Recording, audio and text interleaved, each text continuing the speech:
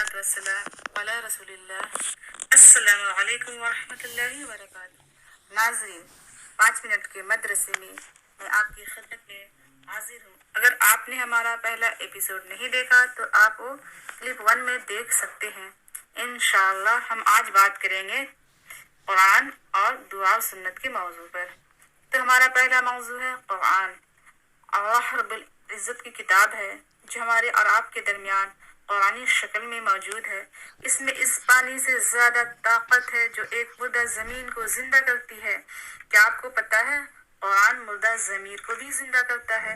जिन लोगों ने कुरान पढ़ा और इस पर अमल किया, अल्लाह ने उन लोगों को दुनिया और आखिरत में बुलंदी अता की, और जिन लोगों ने छोड़ा, अल्लाह ताला ने उन लोगों को जलील कर दिया। आज फिर हम लोगों ने कुरान को समझकर पढ़ना छोड़ दिया है, जबकि यही कुरान जब आखिरत में लोग एक दूसरे से भागेंगे तब यही कुरान होगा जो मेरी और आपकी सिफारिश करेगा।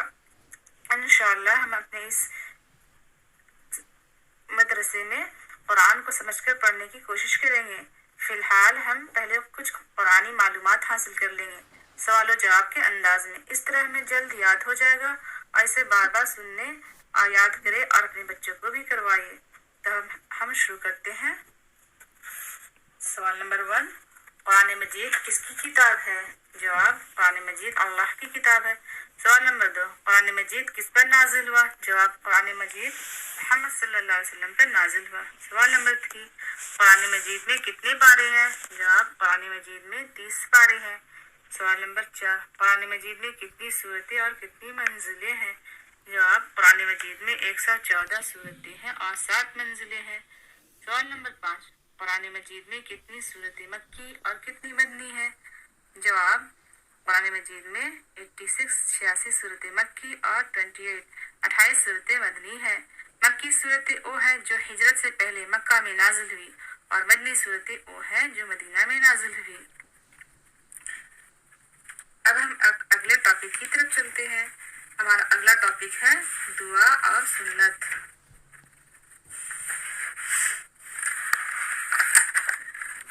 अल्लाह से मांगने को दुआ और हमारे नबी सल्लल्लाहु अलैहि वसल्लम के तरीके को सुन्नत कहते हैं। याद रखिए, सुन्नत की उलमा ने मुख्तलिफ तारीफें की हैं। मैं आपके सामने मामूली अल्फाज में बात करती हूँ ताकि आपकी समझ में आ जाए।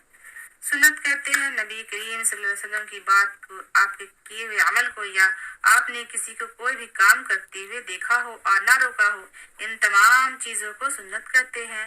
अब हमें अपनी जिंदगी के तमाम मामलात, उठना बैठना, चलना फिरना, सोना जागना, खाना पीना, खरीदो फरोख्त, हर मामले में गौर करना कि हमारा अमल नबी करीम सल्लल्लाहु अलैहि वसल्लम के सुन्नत के मुताबिक है कि नहीं।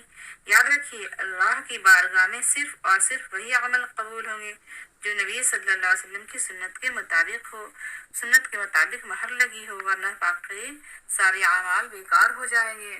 तो सुन्नत में हम शुरू करते हैं इंशाअल्लाह।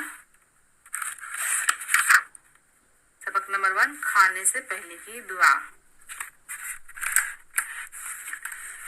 बिस्मिल्लाह। तर्जुमा, मैं अल्लाह के नाम से खाना शुरू करती हूँ। सबक नंबर 2, अगर खाना खाते वक्त दुआ भूल जाए तो ये दुआ पढ़े, बिस्मिल्लाहि फी अव्वलिही व आखिरिही। तर्जुमा, शुरू और आखिर मैं अल्लाह का नाम लेकर खाती हूँ। अब सुन्नतें सीखेंगे, आदाब सीखेंगे, खाने के आदाब इंशाअल्लाह। खाने की सुन्नतें। नंबर 1,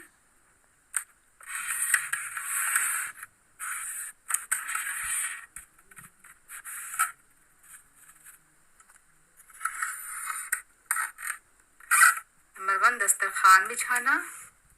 नंबर 2, दोनों हाथों को धोना और ना पोंछना। नंबर 3, खाने से पहले की दुआ पढ़ना। नंबर 4, सुन्नत तरीका के मुताबिक बैठना और एक जानू या 2 जानू बैठना। नंबर 5, दाएं हाथ से खाना। नंबर 6, अपने सामने से खाना। नंबर 7, 3 उंगलियों से खाना। नंबर 8, अगर लुकमा गिर जाए तो उठाकर खा लेना। नंबर 9, बर्तन और उंगलियों को चाट कर साफ करना। नंबर 10, टेक लगाकर ना खाना। नंबर 11, खाने में आयब ना निकालना। नंबर 12, बहुत ज्यादा गर्म ना खाना। नंबर 13, کھانے کے بعد کی دعا پڑھنا، اور 14 کھانے کے بعد ہاتھ دھونا اور کلی کرنا۔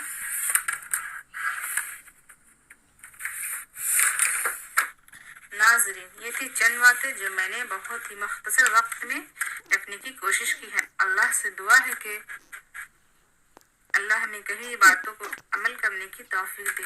جزاکم اللہ خیرا کثیرا، والسلام علیکم ورحمۃ اللہ وبرکاتہ۔